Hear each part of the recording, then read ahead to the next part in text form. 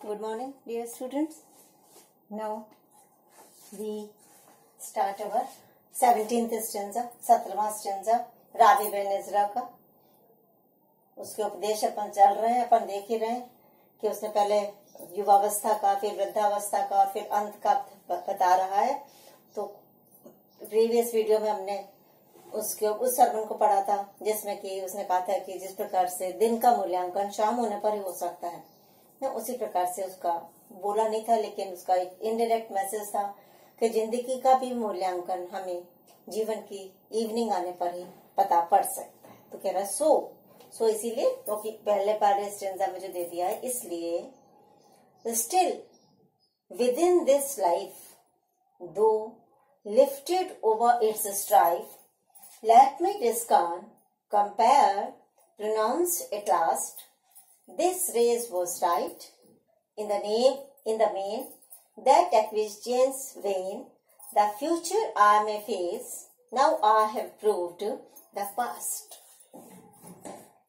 तो इसी प्रकार से still within this life, अभी भी जब हम we are alive and we are living this life, अभी भी जब हम ये जिंदगी में जीवित हैं, इसी जिंदगी में हैं, दो का मतलब यद्यपि लिफ्टेड ओवर इट्स स्ट्राइफ, हालांकि ये जो जिंदगी का स्ट्राइफ था, स्ट्राइफ का मतलब स्ट्रगल, संघर्ष, तो जिंदगी का संघर्ष था जो हमने यूथ में देखा था, वो हालांकि अब लिफ्टेड ओवर हो चुका है, ऊपर हट चुका है और हमने देख लिया है, अपनी युवावस्था पार कर ली है और अब हम ओल्ड एज में आ गए हैं. वो जैसा कि अपन ने पिछले वीडियोस में देखा था कि वो यहाँ से खुद के बारे में उदाहरण देकर के बता रहा है कि मैंने यूथ देख ली, अब मैं ओल्ड एज में आ गया हूँ.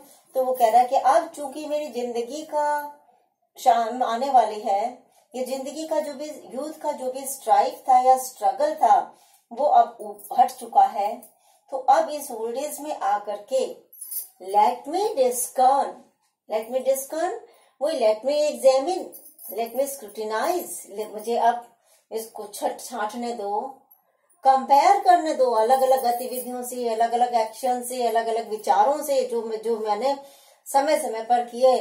तो मैं पहले उनको एक परीक्षण करूंगा, फिर उनकी मैं तुलना करूंगा, कंपेयर मतलब तुलना करूंगा, प्रोनाउंस एट लास्ट, और फिर मैं प्रोनाउंस करूंगा, तभी मैं कुछ घोषणा कर सकता हूँ. प्रोनाउंस मतलब बोलूंगा, घोषणा करूंगा, एट लास्ट आखिर में जाकर के सारा देख करके, सारी तुलना करके, सारा एनालिसिस करके, और क्या करूंगा, एनालाइज कि this race was right in the main, that acquisitions when, मतलब कि सारा का सारा फिर से वो रिव्यू कर रहा है, समीक्षा कर रहा है.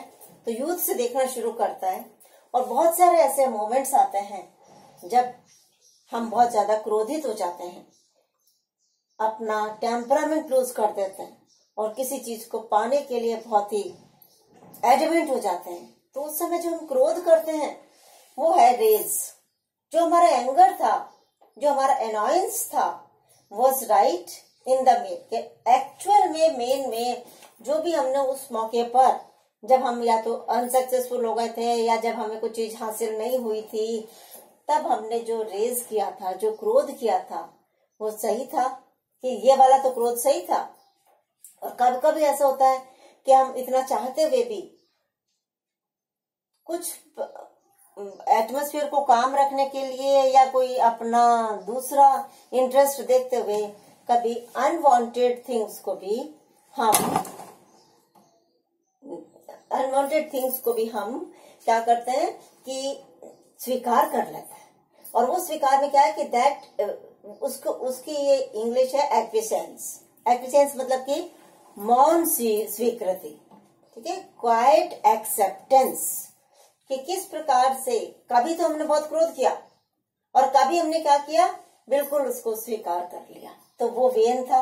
वेन का मतलब निरर्थक था, यूजलेस था, it was of no value. मतलब अब तो हमने कौन कौन से हमारे जो एंगर हमने अलग अलग मोमेंट पर किए, कौन कौन से राइट थे, कौन कौन से वेन थे, राइट और वेन। राइट का मतलब करेक्ट, वेन का मतलब इनकरेक्ट या यूजलेस या फ्यूटाइल, बेकार थे। तो अलग अलग मौकों पर हमने अलग अलग प्रतिक्रिया दी थी। हमारा कभी हमने क्रोध दिखाया था, कभी हमने चुपचाप स्वीकार कर लिया था, अंदर से नहीं चाहते हुए भी हमने उसको क्वाइट रूप से एक्सेप्ट कर लिया था, मौन स्वीकृति दे दी थी। तो अब ओल्ड एज में आकर के जब हम फिर से उसको रिव्यू करते हैं, जब हम फिर से उसकी समीक्षा करते हैं, तब हमें को इस बात का एहसास होता है कि वहां मैं सही था, वहां मैं गलत था। तो यही चीजें वो कह रहा है, मैं ओल्ड एज में आ गया हूँ तो मैं मेरी पूरी लाइफ को फिर से डिस्कर्न करूंगा, एग्जामिन करूंगा, अलग अलग चीजों से उसकी कंपेयर करूंगा और फिर मैं प्रोनाउंस करूंगा कि कौन सा सही था, कौन सा गलत था। और इन सब एक्सपीरियंस से, इन सब अनुभव से क्या होगा कि the future I may face, क्योंकि the valuable experience will be treasured in my mind.